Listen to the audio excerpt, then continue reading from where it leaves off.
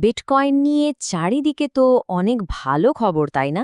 বড় বড় প্রতিষ্ঠানগুলো আসছে, ইটিএফ চলে এসেছে। কিন্তু একটা প্রশ্ন সবার মনে ঘুরপাক খাচ্ছে। এত কিছুর পরেও বিটকয়েনের দামটা কেন যেন এক জায়গাতেই আটকে আছে। যারা বিনিয়োগ করেছেন তাদের জন্য এটা বেশ হতাশাজনক, তাই না? সব খবরই তো পজিটিভ, কিন্তু দাম আর এগোচ্ছে না। তো চলুন আজকের এই আলোচনায় আমরা এই রহস্যটার গভীরে যাওয়ার চেষ্টা করি। ব্যাপারটা কিন্তু কোনো ষড়যন্ত্র তত্ত্ব বা কনস্পিরেসি থিওরি নয়।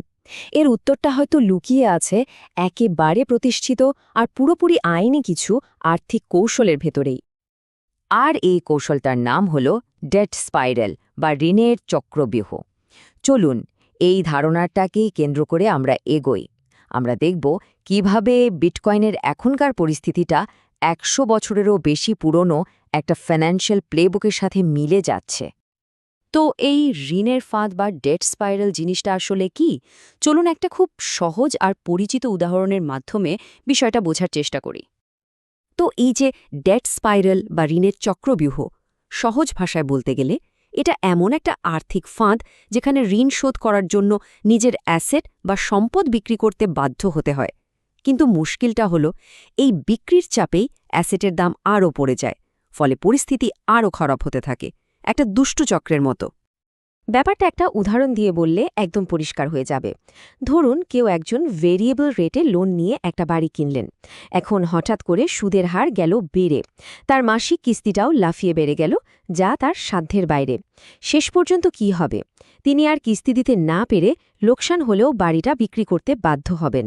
ব্যাস, এটাই হলো একটা ডেট স্পাইরালের সবচেয়ে সহজ উদাহরণ। আচ্ছা, এই সাধারণ উদাহরণটা তো বোঝা গেল। এবার চলুন এই আর্থিক নাটকের মূল চরিত্রের সাথে পরিচিত হওয়া যাক। কোম্পানিটার নাম মাইক্রোস্ট্র্যাটেজি। দেখুন, কাগজে কলমে এটা একটা সফটওয়্যার কোম্পানি, কিন্তু সত্যি বলতে এটা এখন একটা লেভারেজড বিটকয়েন ফান্ডের মতো কাজ করছে। মানে তারা প্রচুর পরিমাণে ঋণ নিয়ে সেই টাকা দিয়ে বিটকয়েন কিনছে।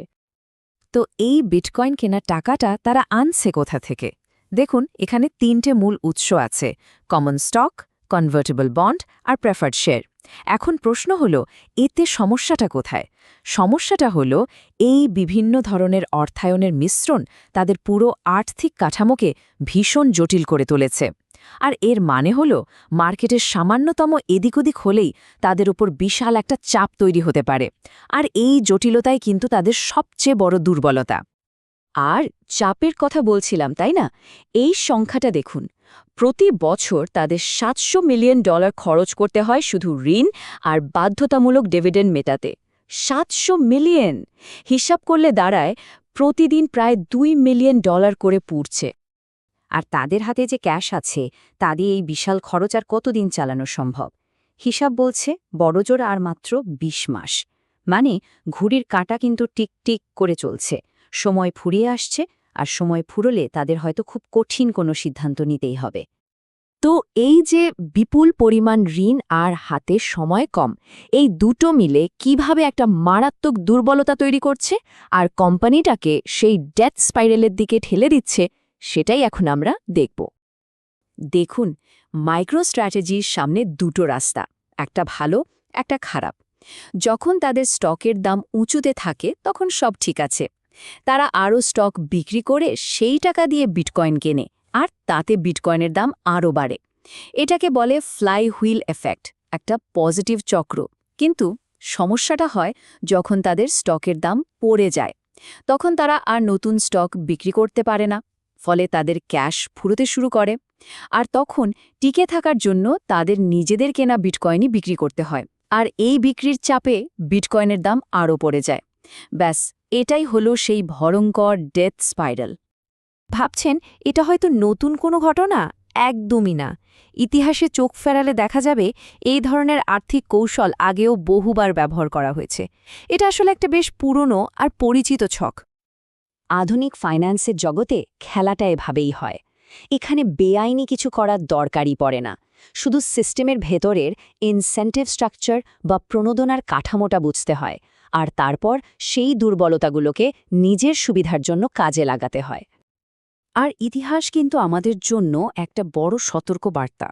যেমন দেখুন ২০০০ সালের শুরুর দিকে পাইপ ডিল নামে ঠিক এইরকমই একটা প্লেবুক ব্যবহার করা হয়েছিল। সেখানেও ঠিক একইভাবে ঋণদাতারা কোম্পানির দুর্বলতার সুযোগ নিয়ে তাদের স্টক শর্ট করে বিশাল লাভ কামিয়েছিল। আর তার ফল কি হয়েছিল জানেন? এর সাথে জড়িত ৪৮% কোম্পানি, প্রায় অর্ধেক, মার্কেট থেকে পুরোপুরি ডিলিস্টেড হয়ে গিয়েছিল, মানে উধাও। মাইক্রোস্ট্র্যাটেজির এখনকার কাঠামোতেও কিন্তু একই রকম ঝুঁকির গন্ধ পাওয়া যাচ্ছে। এটা দেখিয়ে দেয় যে এই আর্থিক খেলাটা কতটা ভয়ঙ্কর হতে পারে। আর এটা শুধু তত্ত্বকথা নয়, এর পেছনে ডেটাও আছে। তথ্য উপাত্ত পরিষ্কার দেখাচ্ছে যে যখনই বিটকয়েনের দামে একটু চাপ এসেছে বা মাইক্রোস্ট্র্যাটেজির অবস্থা খারাপ হয়েছে, ঠিক তখনই বড় বড় ফাইন্যান্সিয়াল প্রতিষ্ঠানগুলো বিলিয়ন বিলিয়ন ডলারের বাজি ধরেছে এদের স্টকের দাম কমার পক্ষে। তো এতক্ষণ তো আমরা বিপদের কথা শুনলাম, কিন্তু চলুন এবার পুরো ব্যাপারটা একটু অন্য দৃষ্টিকোণ থেকে দেখি।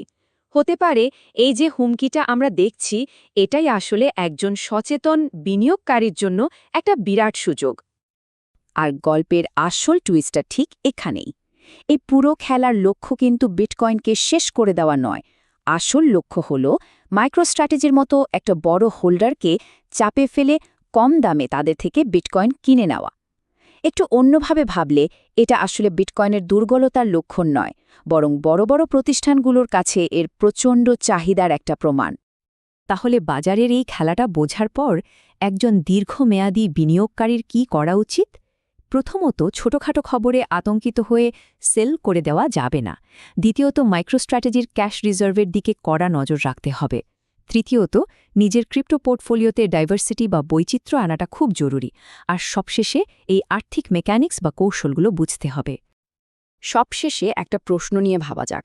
এই যে আর্থিক চাপটা তৈরি করা হচ্ছে, এটাকে কি আমরা একটা বড় হুমকি হিসাবে দেখব, নাকি এটাই আসলে কম দামে কেনার জন্য একটা চূড়ান্ত সংকেত, একটা গোল্ডেন অপরচুনিটি? হয়তো বাজারের এই অস্থিরতাকে দেখার আমাদের দৃষ্টিভঙ্গিটাই বদলে ফেলার সময় এসেছে।